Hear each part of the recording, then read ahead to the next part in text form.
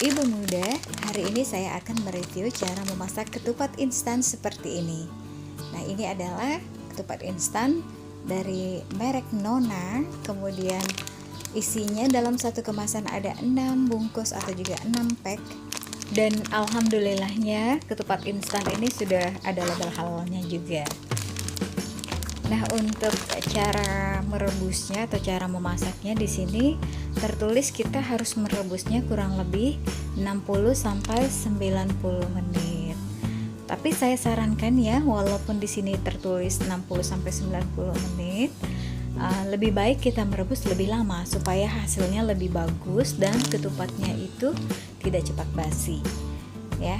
Jadi sangat gampang sebenarnya untuk membuatnya. Nah, kita bisa lihat juga dari dalamnya ini kemasan plastik untuk membungkus beras.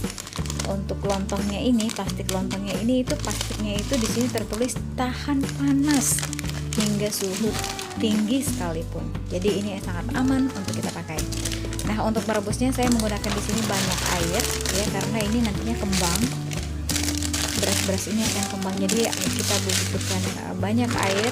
Jadi panci ini saya isi sedikit setengah tinggi penuh, jadi lebih dari setengah panci besar ya. Kemudian saya rebus untuk waktu kurang lebih 4 jam.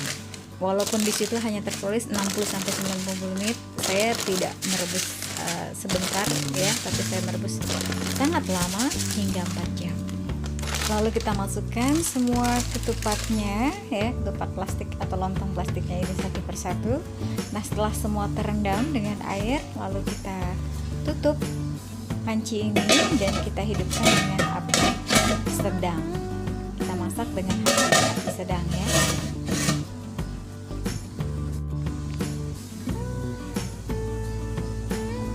Kemudian nanti sesekali kita boleh lihat kondisi di dalam panci, takutnya nanti kurang air. Jadi kalau kita teliti itu nggak akan pecah ya plastiknya itu. Jadi ketupatnya juga bagus hasilnya. Jadi kalau seandainya udah mulai sedikit airnya, kita tambahin aja sampai dia masak kurang lebih 4 jam itu tadi. Nah, ini kita bolak-balik ya supaya matangnya itu merata. Nah, ini kurang lebih ini sudah hampir 4 jam kurang sedikit. Jadi udah hampir matang ini ketupatnya. Dan jika kalau dia sudah benar-benar matang, barulah setelah itu kita angkat dan kita tiriskan.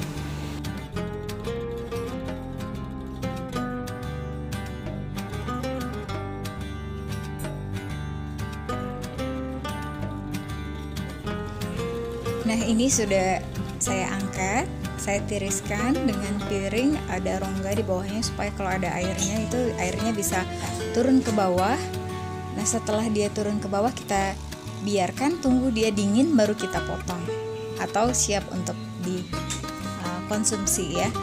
Nah, untuk ketupat lontong plastik ini kita boleh pakai untuk kita sajikan saat hari raya atau juga lagi di rumah lagi pengen masak soto sendiri, bikin sate sendiri, kita bisa bikin lontong plastik instan tanpa takut ada bahan kimia beracun masuk ke dalamnya, karena kita menggunakan plastik yang aman pada suhu tinggi.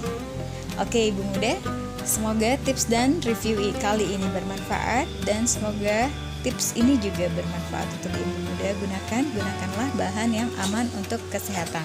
Selamat mencoba, semoga resep ini bermanfaat, dan jangan lupa untuk terus dukung channel YouTube Diavanesha dengan cara klik tombol like, share, subscribe, dan aktifkan tombol loncengnya.